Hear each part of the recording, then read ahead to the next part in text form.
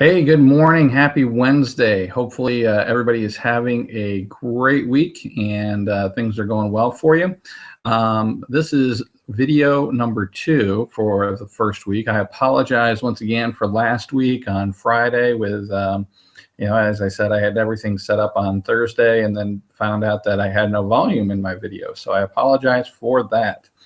Once again, I'm also again using a kind of a different type of recording material, so I'm hoping everything works out really well and that you don't have any problems. So let me just hit a couple highlights once again here in the home screen and everything else for us.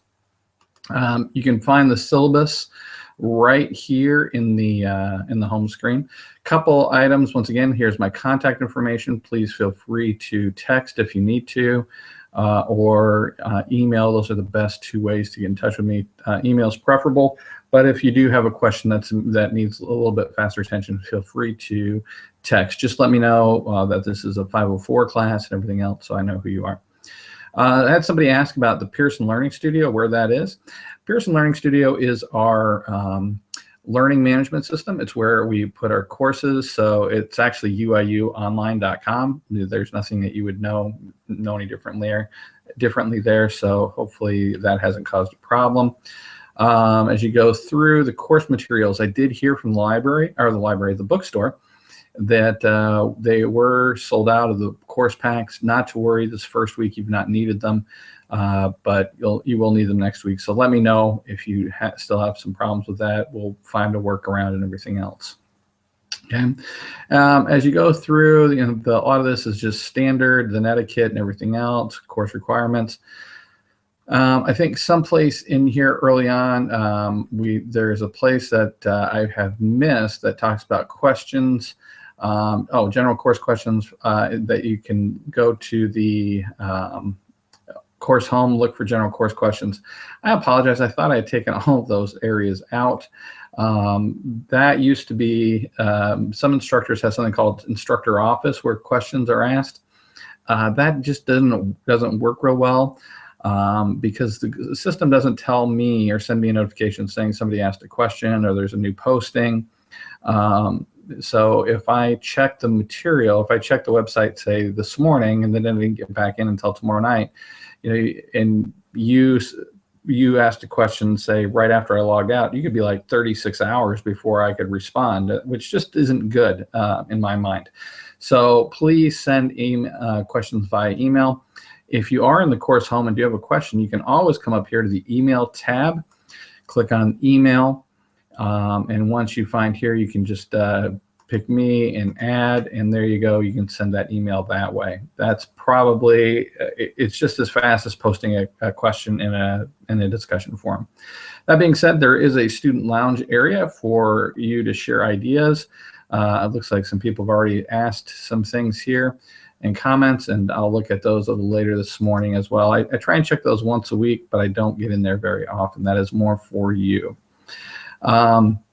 As we go through here, the course requirements area, everything else. Somebody also asked about discussion case, not the case analysis, how long are your responses supposed to be? Really, when we start talking about the substantive responses, they should be a couple paragraphs probably. So you're probably talking 250 to 300 words, or 150 to 250 words, someplace in there, just like your initial response.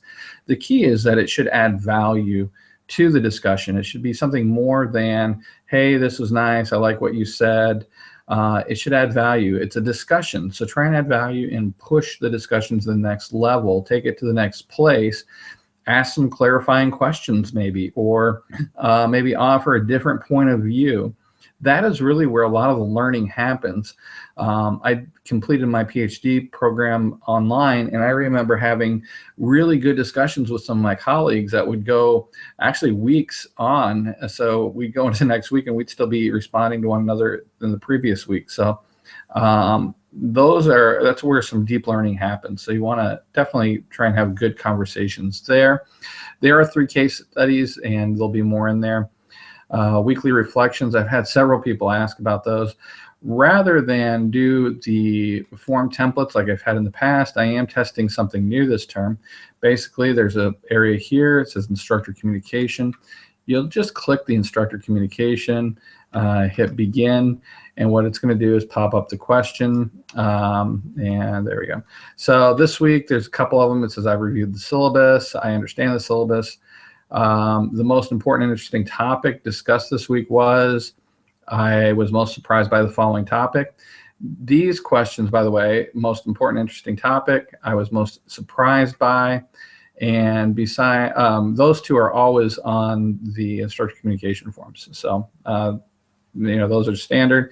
This week I'm also asking you to set some goals for the class. Besides earning a satisfactory grade, what were you wanting to get? How many hours a week you're going to commit to studying and working on this to accomplish my goals and everything else. Any challenges that you may need to overcome. These questions for this week are primarily for you to start planning things so that you can be prepared as you just look ahead. I know most of you are planners, so it shouldn't be that big of a deal. But for students that aren't normally used to thinking about plans, this is a good way to get them thinking about that. And then also, this is where I'm just interested, what do you think you'll need from me? How can I help you? So that's really all this is. And every week, there's like 3 or 4 questions just similar to that. It should take you 5 to 10 minutes. Please don't get too excited about that. It's just my way of communicating with you. Student introductions, that's a very important part of the grade as well. This is for attendance, so please take some time. It looks like many people have already been in here and done that. I'll be looking at those shortly as well. Let's go back to the syllabus and other items. So you'll notice that you've also got the discussion questions, weekly reflection, the marketing plan. Every week there are some marketing plan activities. I'll be working on getting those up, the rest of the course up here in the next couple of days, as I'm getting back in the office and everything else here this week today. This is the percent breakdown of all those areas, okay, and then you can go through the rest on your own. As far as finding the other question that I've received a few questions about finding resources in the library. So what I'd like to do very quickly is highlight how you would do this as well. So in the library area, this is at uiu.edu. You'll go into the library. You can actually get there /academics/library or just /library. You're going to want to choose the EBSCO and journal articles. So this is where you're going to want to go. You'll hit go, and it's going to ask you to log in. You're going to use the same login information that you would for your email and everything else. So let me just get that done. Okay, when you come into, should probably save that password. Okay, when you come back in here, you're going to be given more choices. And I think this is where a lot of people get stuck, is they're trying to figure out, okay, how does this work? Well, you can do, you want to do EBSCO host web. That's what we're looking for. So again, you're looking for EBSCO and then EBSCO host web. Here, again, you get more choices. And I apologize that the library does not go through and talk about this. These are just different databases that you can use. The Academic Search Elite is good. It is multidisciplinary. It does focus more on the social sciences specifically, sociology, anthropology, psychology, all of those. There's a few business resources here as well. But for the most part, it is those other social sciences. What you're going to want to do is find Business Source Elite. And so come in here to the Business Source Elite. Once you click that, you can hit continue. Once and now you're at the search area. So one of the topics that this week that you're looking at is the marketing definition. So you could, whoops, helps if you spell it right. There we go, a definition. So you can put that here and you can just hit search.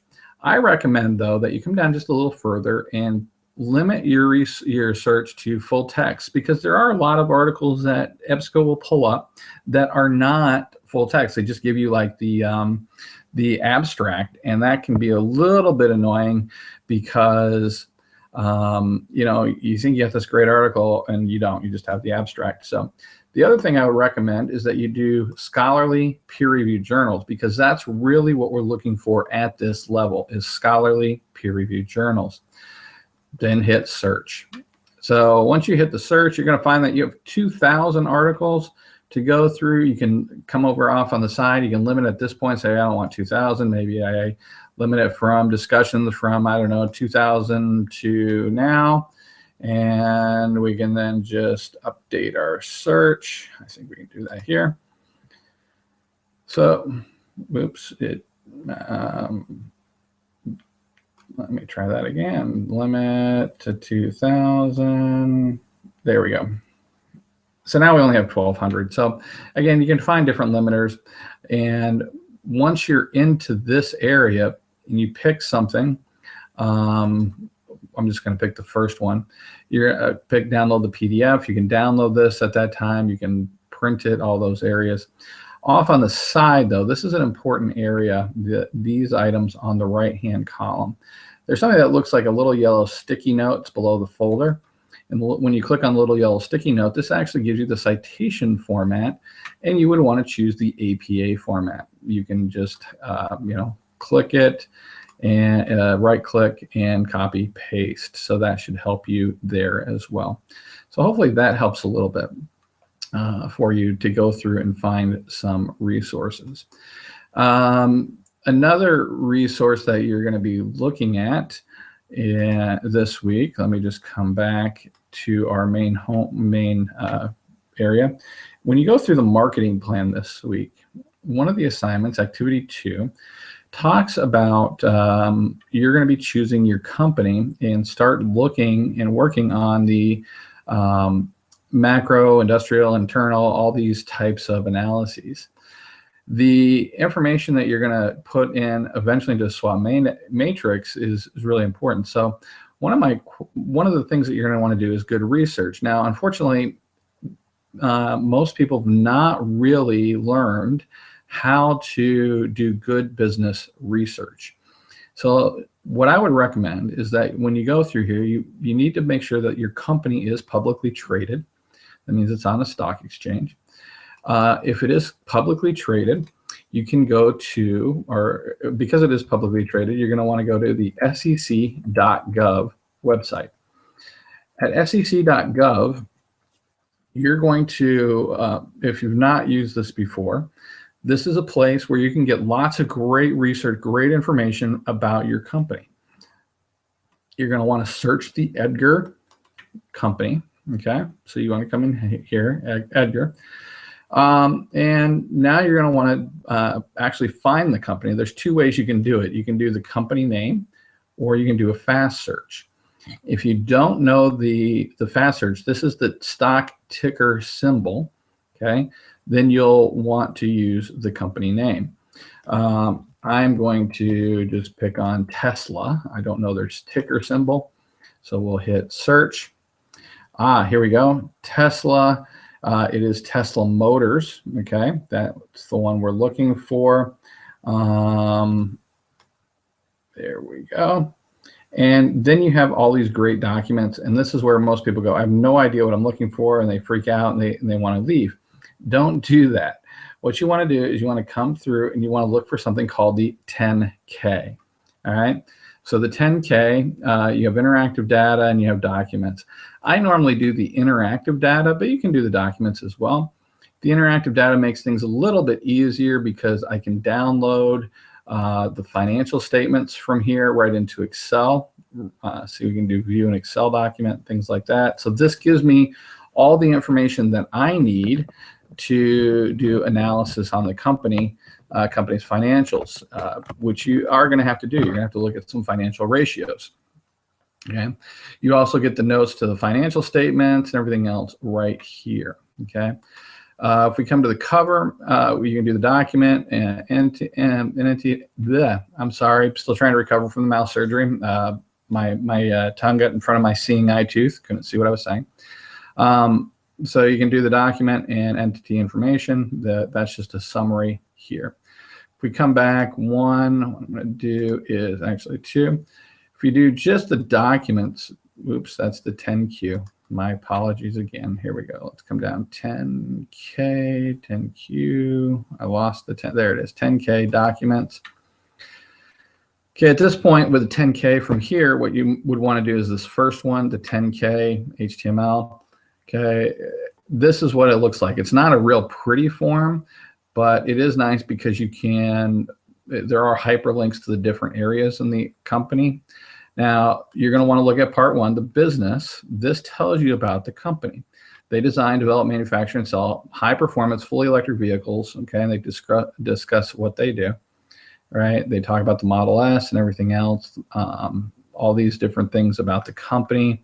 This is their background. Now, the other thing you want to look at is their risk factors. This has to do a lot with the industry, industry information, what's going on in the industry, the external forces that are going to be, that they're going to be competing with or having to deal with. So right now, the company is telling you a lot of the information that you need to know about them and to develop a SWOT analysis.